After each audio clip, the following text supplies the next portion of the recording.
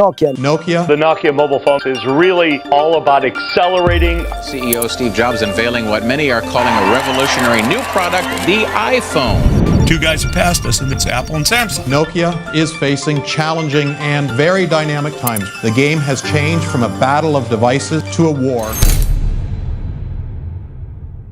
They were everywhere, in every pocket, on every continent. Nokia wasn't just a phone company, it was a phenomenon. People lined up for the latest models. Stocks were soaring. Employees believed in their mission. The brand itself felt invincible. And then, it wasn't. One moment, Nokia symbolized dominance and innovation. The next, it became a cautionary tale. A story whispered in business schools as a lesson in pride and hubris. How did a company that defined mobile communication for a decade lose it all? The story isn't just about phones. It's about timing, decisions, and human psychology. It's about the precise moment arrogance replaced vision. The humble beginnings. Nokia started in 1865 as a pulp mill in Finland. It was far from the technology giant it would become. Over the years, it evolved through rubber, cables, and electronics, always adapting to survive. By the 1980s, Nokia had entered the telecom market. The company wasn't flashy. It didn't aim to impress. It focused on engineering reliability, efficiency, and endurance. This was a pattern that would later define its golden era: practical solutions, bold manufacturing, and relentless attention to quality. By the early 1990s, Nokia was producing mobile phones that were simple, durable, and battery efficient. The 5110 became a symbol of this ethos: tough, reliable, and nearly indestructible. Owning a Nokia phone wasn't just about making calls. It was a status of practical intelligence. The meteoric rise. From 1998 to 2007, Nokia dominated the global mobile market. At its peak, it controlled over 40% of the world's mobile phones. In many countries, Nokia became synonymous with cell phone. This was more than success. It was cultural dominance. Nokia phones weren't just tools. They were identity markers. If you had a Nokia, you were someone who valued reliability. If you didn't, you were missing out on a global phenomenon. The company's leadership was confident, and why wouldn't they be? They had everything: a massive market share, brand loyalty, an engineering powerhouse, and seemingly endless cash flow. Nokia had the luxury to experiment, but instead they doubled down on what had already worked. And here is where the tension quietly begins. The first signs of trouble. By 2007, the mobile phone world was undergoing a transformation that would redefine an entire industry. Smartphones were no longer a niche curiosity.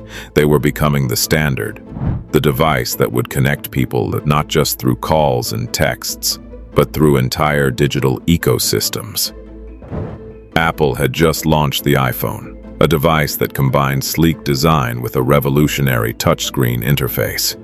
At the same time, Google was quietly building Android, promising a flexible platform that could adapt to any manufacturer. Consumers began craving more than durability and battery life. They wanted intuitive interfaces, app stores, and devices that could serve as extensions of their daily lives. Nokia, for all its past brilliance, failed to read the signs. Internal research suggested that users were content with simple phones.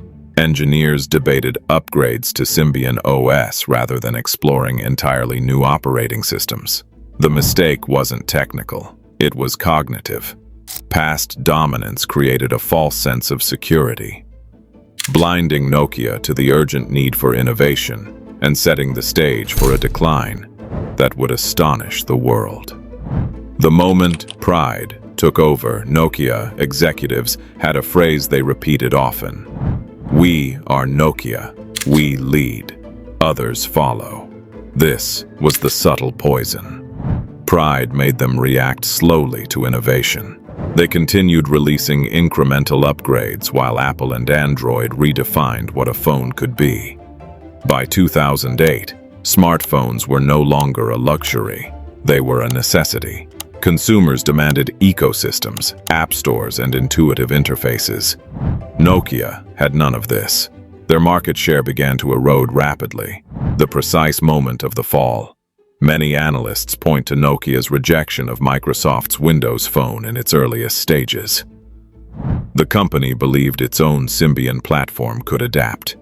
That decision, fueled by hubris, delayed their entry into the modern smartphone era by years. The cultural blind spot.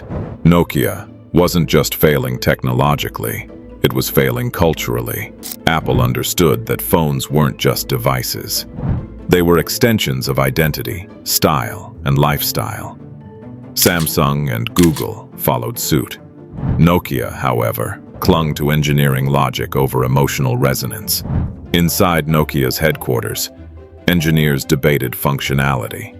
Designers tried to push aesthetics, but executives prioritized the bottom line over consumer desire. The company became trapped in its own echo chamber, confident, inward-looking, and increasingly out of touch with a world moving faster than they imagined. Hubris had shifted from a personal trait to a corporate culture, and corporate hubris rarely survives market disruption. The rapid decline. By 2010, Nokia's market share had fallen to below 30%. By 2012, it was under 10%. The once unshakable titan had become a warning label in business journals. Employees were demoralized, investors were panicking, competitors capitalized ruthlessly. What's striking is that Nokia didn't fail overnight. It wasn't a single bad product. It was a series of small, pride-fueled miscalculations compounded over years. They had the resources to pivot. They had the talent. They had the brand. But arrogance convinced them it wasn't necessary. By the time reality hit, it was too late. The human lessons. Nokia's story isn't just about phones. It's about human behavior inside organizations. 1. Overconfidence can blind you to reality. Just because you dominate today doesn't mean you'll dominate tomorrow. 2. Success creates inertia. When the world changes, clinging to past achievements can be fatal. 3. Culture eats strategy for breakfast. A company with pride-filled internal culture resists external change. This is why business schools study Nokia. It's not a story of failure in technology. It's a story of failure in judgment, timing, and humility. The attempted resurrection. After the sale of Nokia's mobile division to Microsoft in 2014, the brand didn't disappear entirely. It lingered in various forms: phones, feature devices, and more recently, a small resurgence in Android devices under HMD Global. But the dominance, the aura, the cultural ubiquity, it never returned, and it never will. Resurrection is possible in technology, but rarely in identity. Nokia had lost more than market share. It had lost its soul as a brand. Why pride always precedes a fall. Nokia teaches a timeless lesson. Being on top is fragile. Arrogance can mask warning signs. Micro decisions, when filtered through pride, can have catastrophic consequences. The moment a leader believes that past success is a guarantee of future relevance is the moment the fall begins. And in Nokia's case, that moment was prolonged. Pride delayed adaptation, delayed innovation, delayed reality. Every quarter that passed without change widened the gap between the titan and the market it once led. The takeaway for today. In today's fast-moving world, whether it's tech, business, or even personal ambition, Nokia's story is a mirror. Dominance doesn't equal invulnerability. Brand reputation is fragile. Micro decisions repeated over time define survival or failure. Look around. Markets change faster than ever. Pride in any form can blind organizations to new trends, emerging competitors, or subtle shifts in consumer behavior. The brands, the companies, the individuals who survive are not always the most brilliant. Often they are the most humble, adaptable, and aware of their own limitations. Nokia's rise and fall is more than a story of phones. It's a lesson in timing, judgment, and humility. It's about how power, when paired with arrogance, becomes fragile. It's about the thin line between dominance and irrelevance. Next time you hold a device in your hand, consider this.